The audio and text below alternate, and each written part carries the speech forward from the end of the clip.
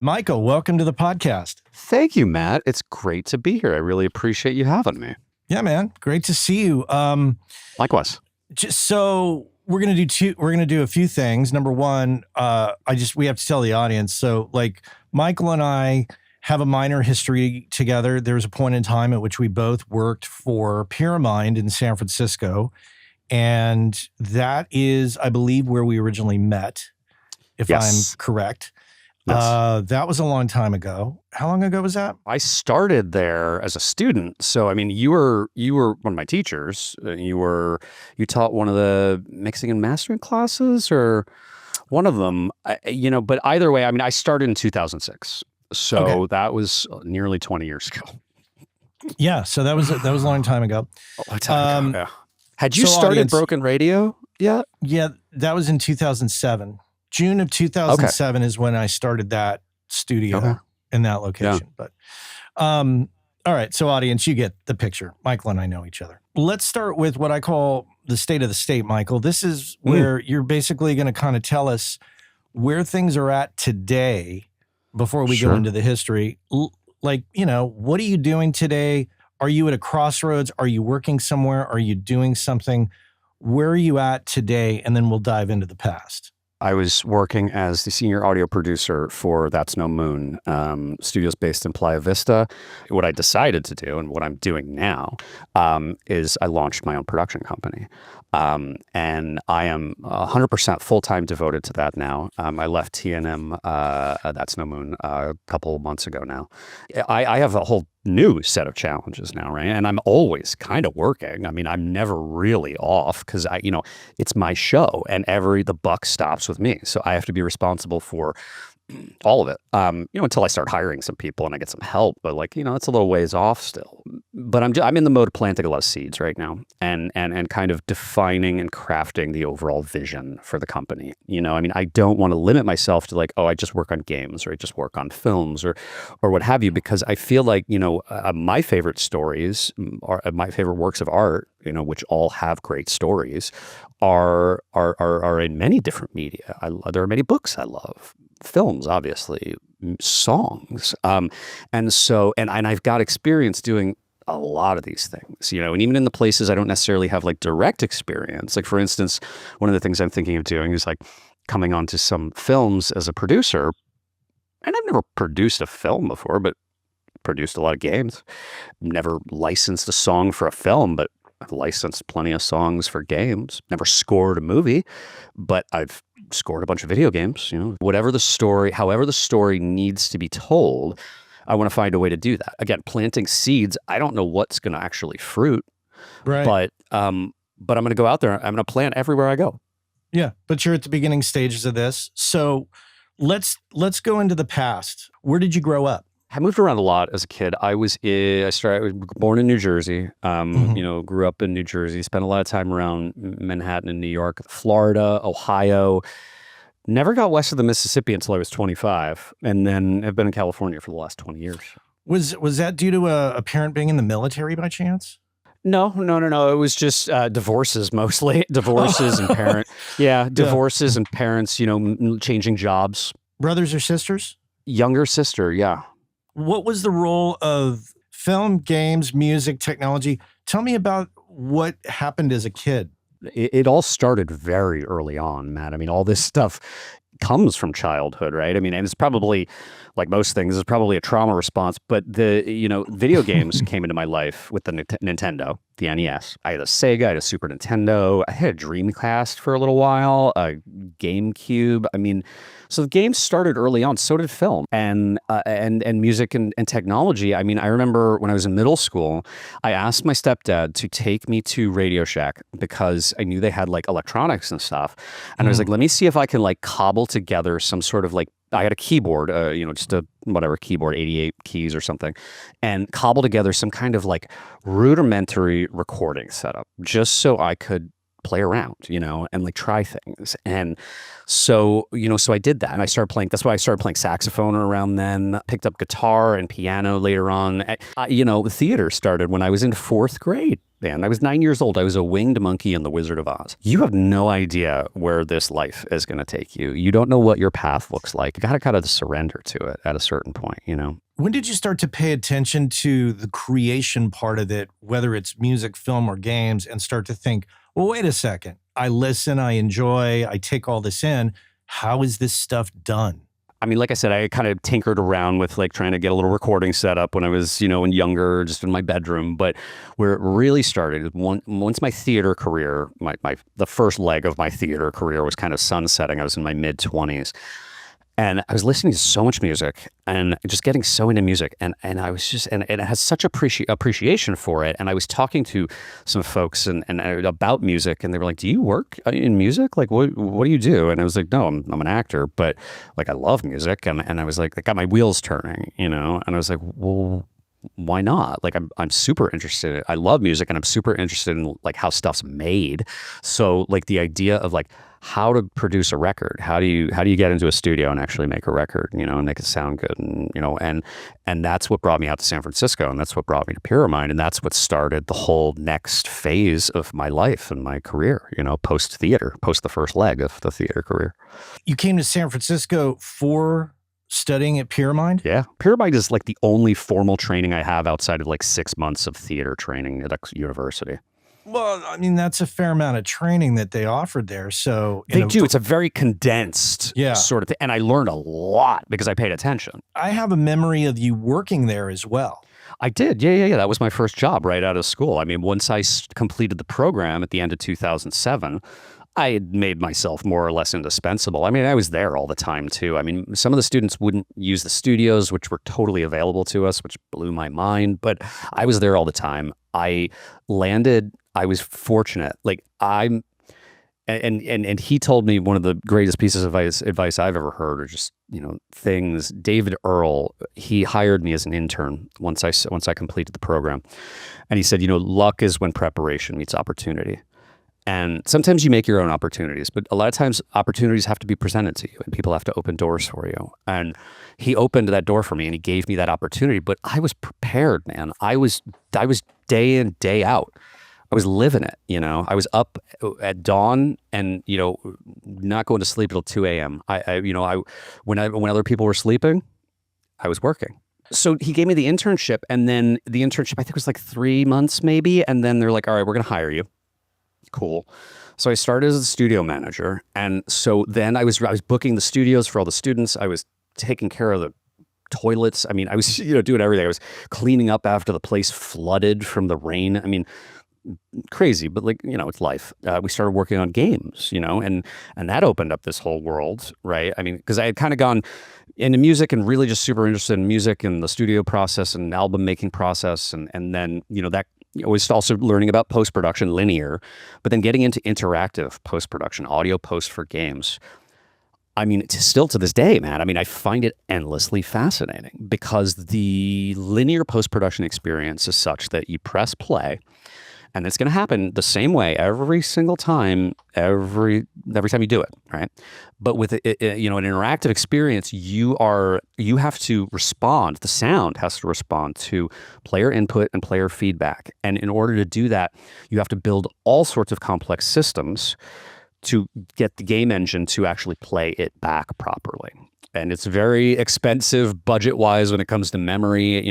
Audio's big, man, but it's so it's constantly a resource battle at game studios, especially for engineering resources and audio engineering resources. Audio for games.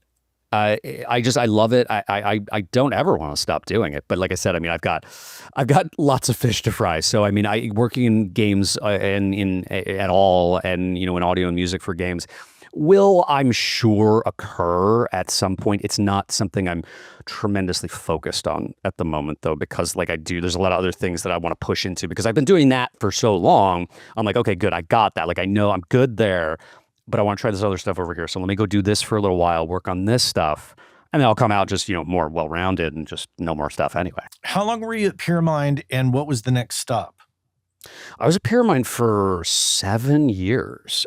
They also, just to tack on, I mean, songwriting, music theory, music business, all kinds of really important stuff. That's the first place I learned about how to do licensing. So going into games, so we were working on so many games, and I loved it. And I was like, you know what? I want to get closer. Like, I want to see inside. Like, how is the sausage made? And I was looking for game jobs. I was looking for a job as an audio producer in games, and I landed at Blizzard as the voiceover producer. And for the next 7 years, I produced every line of voiceover other than the localized stuff. Every line of English voiceover that appeared in every game, in every trailer, in every commercial, in every product, if it was like a talking toy or something, licensing it out, reusages for film, for television, for whatever. Anything that had voice in it came through our office, right? And so that was the most incredible experience. I think one of the most amazing things about it, I mean, outside of just getting to work with the people that I got to work with. I mean, we brought Mark Hamill in one day. Like, I mean, we worked Troy Baker, Kevin Michael Richardson, Jennifer Hale, like just amazing folks. But we were also our own signatory, and that, because we're union, it's Blizzard's union, and we were constantly negotiating contracts and working with actors and talking to agents and negotiating with agents. Like, we got deals with actors that, because they loved Blizzard so much, that like no one else got, learning about that kind of negotiation and relationship building and network building, especially at Blizzard, because, when I got there, I didn't really know what I was doing, right? But again, get in the room, figure it out. And I ran into all kinds of walls. Blizzard was very set in their ways, and I don't like the status quo. I had a hell of a time just surviving. But then by the end of it, I made myself indispensable again. I figured out a way to get in that room, figure it out, and then make sure that everyone in that room didn't want me to leave. What were the top challenges there that were really rubbing you the wrong way? Well, like I said, it was that thing of like, because I can't do the status quo. They're like, okay, look, this is the way we've done it forever. And I'm like, I don't care how long you've done it for. Yeah. I hate that. It's not working. Right. Do something else. This is what I mean when I say I get into rooms and I tell people shit they don't want to hear, because that whole thing of we've always done it like this. It's like, yeah, and you're here and you need to be here. So why don't we not do it like that anymore? And you know what else I dealt with there? And I won't name any names, but some of the most toxic individuals I've ever encountered, which is tough, but is also an incredibly, vivid learning experience. Because I'll tell you what, I mean, I've learned all kinds of things from people, yourself included, whom I respect, that I will absolutely model that behavior and repeat the things that I've learned from those folks. But other people I've learned what not to do. Yeah. Right. Which I think is especially in this day and age, maybe more important. When we say toxic behavior, what are we talking about? What are we talking about? I mean, look, you saw the lawsuit in 2021. I mean, there was all kinds of stuff going on that was, Let's pretend I didn't see it. What happened? Yeah. So for years, Blizzard really operated under this very rock star mentality, which, again, toxic, right? What happens, especially toxic masculinity, I mean, I don't want to go into the details, but things happened that should never happen to anyone, ever. Many times at company events, it was sickening. And when the lawsuit came out in 2021, I'd already left. I'd been gone for almost a year.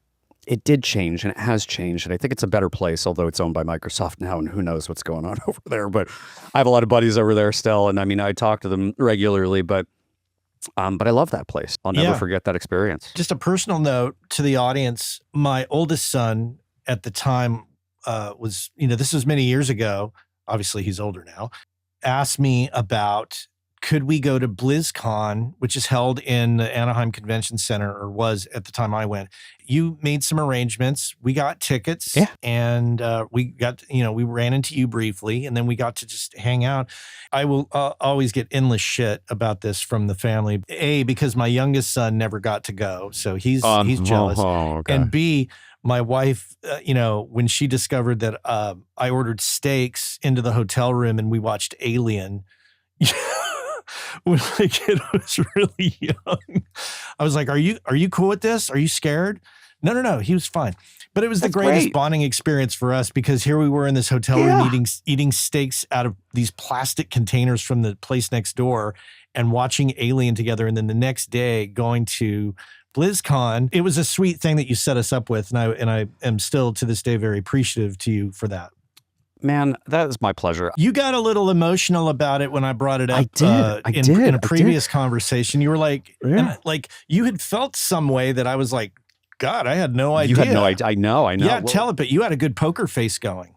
I tried. I didn't feel like I was keeping it together, because a lot of times at BlizzCon, like when I'm doing that kind of stuff, like I get really moved and overwhelmed by things. And so what happened when you guys walked up to me, it's like 13, maybe younger, short, skinny kid with glasses, short brown hair.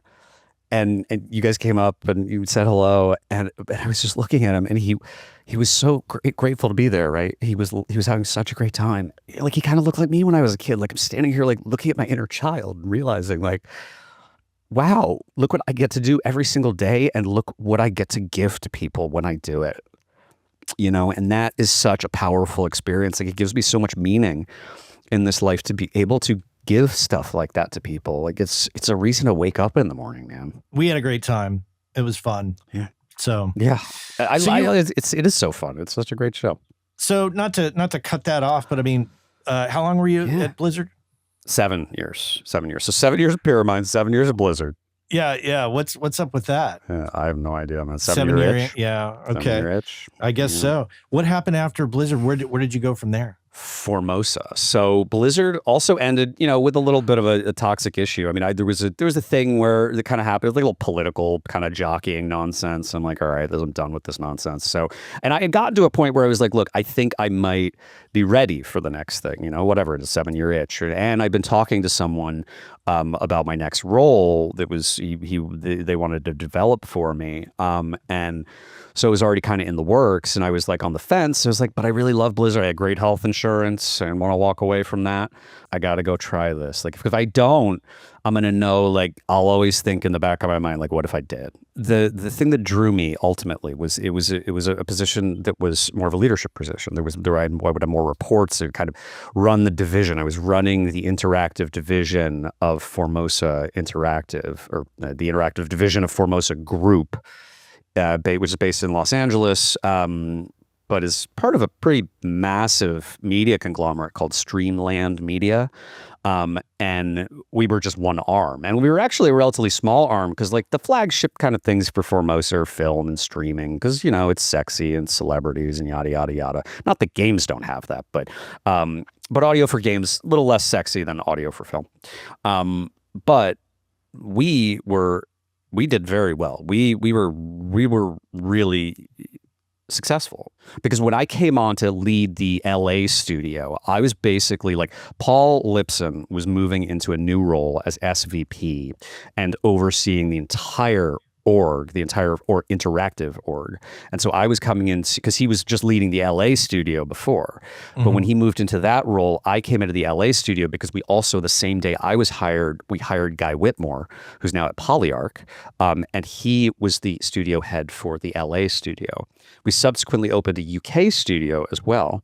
All three of those studios are still operating. They do audio for games, voiceover, music, sound design, mixing, mastering, implementation, whatever you need. Totally full pipeline, as was the case at my next job, Rebound. But it was really the opportunity for leadership and to understand, just getting deeper into, like, human psychology and understanding what makes people tick. One of the greatest things that I ever heard, President Obama said, the nature of human dynamics does not change from level to level. Meaning, like, it doesn't matter if you're, like, sitting at a coffee shop with your buddy, or you're sitting at the G20 with world leaders. They're the same people. And once you understand just those basics of human dynamics, you can walk into any room and be successful. I always like to tell people, like, I think I could make friends with anybody. I just like talking to people, but it's that thing of like, yeah, you don't, once you kind of get like, okay, how do people think? And everybody's different. And so, you really have to kind of tune into like what, to listening and reading the room. Listening is so important in so many ways. You got to listen. And a musician, right? I mean, you can't be a musician without listening. As you're drifting into this more leadership type position, it seems like it's pulling you further away from the day-to-day technical and the on-the-ground mechanics of audio. Bingo. Was there any issues with that for you? Yeah, and ultimately I didn't realize it until later on, right? Once I really started to get like antsy, because I was getting so far away from the actual creative process. The creative process, which had fed and nurtured my soul for my entire life. And now I was spending all day looking at spreadsheets, which I don't mind. I do that a lot anyway. And it's kind of cool. It's fun. But like in HR meetings, in meetings with finance, chasing people down for this contract or that contract or signatures here or whatever else. And I'm like, you know what? I am not doing the work. You know what I mean? Like, I mean, it's work, sure, but it's not the work I want to be doing. And there are people that do that and they're very good at it. And they should absolutely do that. And I'll hire some of those people so they could do that for me. So I don't have to worry about that stuff. Because I want to be doing the other work. I want to be telling the stories. And in order to tell the stories, I got to be closer. But spreadsheets are not creative. They can be. Don't you knock spreadsheets. They can be creative. I've seen some very creative, and just the engineering that goes into some of the formulas that I've seen, not even just you can make them look pretty too. But honestly, even seriously, the creative engineering of how people set things up to like automatically do this and populate that, and like where like the data is just, it's there for you. I'm gonna give you a pass on that. I appreciate that. Were you like bored? It wasn't bored. It was frustrated. You know, it was because there's no boredom. I mean, it was stuff was happening. There was a lot of stuff happening. Like we were working, we had more projects than we could handle. Was Matt Duben there when you were there? Yeah. So Matt Duben, I met when I was in the band 7 Day Diary many years ago in the mid 90s. We were opening for Keanu Reeves' band Dogstar. So we were opening for Dogstar, and Matt Duben was the front of house guy for Dogstar. And we had some connection through some other friends of ours. Met Keanu Reeves at one point, as we were backstage. But that's where I met Matt Duben. That's why Formosa Group works on all the John Wick stuff. Matt and Keanu have obviously some connection there. So, but just curious if Matt was there when you were there. Yeah. He was there. I think he was like employee number 2. I think Bob brought him on like almost as soon as he started Formosa Group. He was one of the early guys. Yeah. But I met him as a front of house guy. Small world. Very small world. Well, so you left Formosa. How long were you at Formosa? Don't tell me 7 years. No, it's about 2. Okay. And you went to... Short stint. Rebound briefly. In 2022 and 2023, there were just a lot of personal struggles. I was going through a divorce. I had to move a couple of times. Just a lot of I had to change jobs, right? There's just a lot of really stressful things. And, when that happens, that could just add up and be too much for a person. So I needed to take a little time away. I think that's a really healthy thing. And I think everyone should feel like they have the ability to do that. I don't feel like corporate America supports that. So, people should be able to do that and need to do that. And like, look, it's that whole thing of like, put your mask on before you help others. Like, if you're not okay for you, you can't be okay for anybody else. And also, if you're not okay for you, you can't learn anything. It's harder to just go out and have fun. It's harder to relax. It's hard to sleep when you get into situations like that. I mean, I remember one of the things that drove me the craziest was like the lack of sleep. Sleep deprivation will drive you insane. It's why they keep the lights on, and when they're torturing people, is to keep them awake, because sleep deprivation will drive you nuts. But yeah, you got but here's the thing: the good, the bad, and the ugly. whatever it is, I'm grateful for every moment of my life because it's what got me here today. And like, I'm pretty grateful for what's going on today, So why would I change anything? So Rebound was the name of the company. Rebound, yes. Yeah. So, briefly, like only a couple of months, because then that's when I had to go and take a break. That's when I really split off. Yeah, and they essentially did a very similar kind of concept that they did exactly what Formosa did, just smaller, because they were only like 25 people wide versus at Formosa we were like about 80 in interactive. The company was like 600, but yeah, so it was much smaller, but same exact thing. So I knew exactly what I was doing, but I didn't because I was also at the time, I was just very sick and I couldn't do my job very well, which is why I left. Yeah. Well, so you kind of sound like me a little bit in the way that there's all this shit that I just want to do. I just want to try stuff, do stuff. Yeah. And there's stuff that I've done that I've just kind of written off that I know I'm not going to focus on. How are you trying to find your spot? I know, like, because you talked about doing this new company, but you talked about a few different ideas and roles and things. Oh, a bunch, yeah. How are you going to find your footing in this company so you don't end up chasing signatures, making spreadsheets and doing all that? How are you going to keep this fun?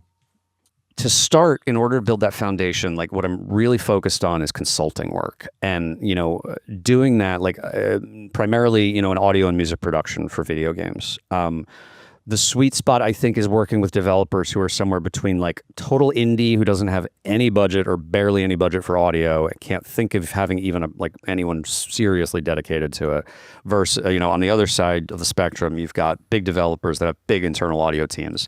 Somewhere in the middle, there's a company that has like, a medium-sized budget, and they're going to hand it off to a producer who may or may not know anything about audio, but just is stuck with making sure there's some audio in the game and has a budget for it. So they need to know how to spend that money. So where I come in is I help them make that, like, say, $500K look like $750K. Helping to manage the budget and stretch it, because again, going back to kind of one of the things I touched on earlier, of like when I was talking about like the deals that we used to get with actors at Blizzard that nobody else had, because of the so much of the value that I bring, Matt, is in the value of my network and the connections that I have, because I can call people who will pick up the phone, but then those people who these developers may or may not have had access to in the first place most certainly will not get the same deal that I will get if they just went through the front door. So there's a potential, incredible value proposition. And it's good. The consulting is good for me too, because it's not so time consuming and it's pretty lucrative. So this way I can start building my foundation and building my nest egg. And once I do that, I can start to, it's like time released balloons or something, like this will happen over here. And then I can do this over here. And then, I can bring this person on to help with the spreadsheets or the CPA or whatever, that sort of thing. And then I'll work on this play over. He'll direct this play, or I'll be in this show, or I'll make this record, or, I'll work on this indie film, or I'll take a vacation. You're playing a producer type role. Would you agree? Yeah, absolutely. Yeah. And in doing so, you have a vast audio background, which allows you to talk with audio people when you need to hire them and orchestrate and move people around to, get a production, film, music, whatever. Doesn't matter. Games. Do you stay abreast of what is happening in audio? It's tough, because so much of, like you said, so much of what I do is like not only bringing in the creative teams, but also bringing in the business teams, the legal teams, the folks who need to like do the contracts and make sure everything's signed so that the creative teams are free, liberated to be able to do what they do best. You've spent the majority of your career as a W-2 employee. Yeah. You're about to venture onto something where that's not the case. No, I already have. From speaking from a financial perspective, how do you feel about the financial aspect of this and surviving? I mean, I could certainly be more comfortable about it. I'll tell you that. Yeah. But look, I told my acupuncturist last time I went, I was like, I don't particularly like acupuncture. It's uncomfortable, but I like to put myself in uncomfortable situations because I want to intentionally find the calm and the peace within myself, regardless of what's happening in the world around me. Because whether or not I put myself into uncomfortable situations will find you or me. And, I want to build up, I call it spirit armor. Boy, that doesn't sound hippie like Michael. Dude, I mean, come on. Like, look, hippie dippy as hell over here. But like, it happens. You get it when you get knocked down. As long as you can get up and keep going, every little bit of that, all those scars, all that trauma, which is all the stuff that bonds us anyway, is what makes us who we are. And if we could just get up and keep going, like, to me, especially like you talk about, like, coming up against those kinds of obstacles and challenges in a creative life, like, we ask, like, what does success look like in a creative pursuit?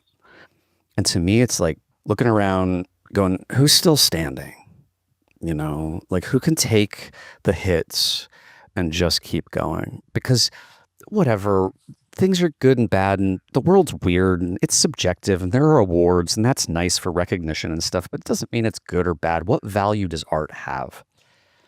The only value that art has is the value that it has to you. And the only thing that you have to decide is if that art has value to you, or if you find the value in the art, then you put yourself in service of it.